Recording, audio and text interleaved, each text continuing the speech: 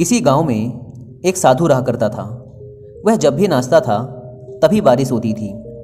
इसलिए गांव के लोगों को जब भी बारिश की ज़रूरत होती तब यह लोग उस साधु के पास जाते और उनसे अनुरोध करते कि वह नाचे, और जब वह नाचने लगते तो बारिश ज़रूर होती थी। कुछ दिनों बाद 4 लड़के शहर से गांव में घूमने आए। जब उन्हें यह बात पता चली कि किसी साधु के नाचने से बारिश होती है तो उन्हें यकीन नहीं हुआ।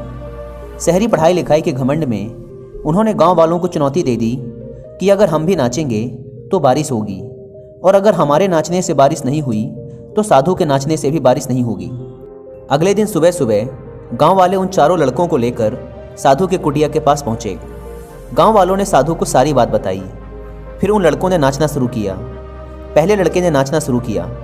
आधा घंटा बीत गया। फिर पहला लड़का थक कर बैठ गया, पर बादल नहीं दिखे। कुछ देर बाद दूसरे लड़के ने नाचना शुरू किया और 1 घंटे बीतते बीतते वह भी थक कर बैठ गया।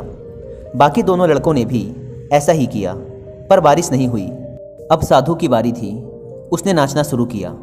1 घंटा बीत गया, पर बारिश नहीं हुई। साधु फिर भी नहीं रुका, वह नाचता ही रहा। नाचते नाचते 2 घंटे बीत गए, पर बारिश नहीं हुई। 4 घंटे बीत गए, पर बारिश नहीं हुई। लेकिन साधु तो रुकने का नाम ही नहीं ले रहा था। धीरे धीरे शाम ढलने लगी कि तभी बादलों की गड़गड़ाहट सुनाई दी और थोड़ी देर बाद जोरों की बारिश होने लगी। यह देखकर चारों लड़के दंग रह गए और तुरंत साधु से क्षमा मांगी। फिर चारों लड़कों ने साधु से पूछा, बाबा, भला ऐसा क्यों कि हमारे नाचने से बारिश नहीं हुई और आपके नाचने से बारिश हो गई? साधु ने उत्तर दिया, जब मैं नाचता हूँ तो 2 बातों का ध्यान रखता हूँ।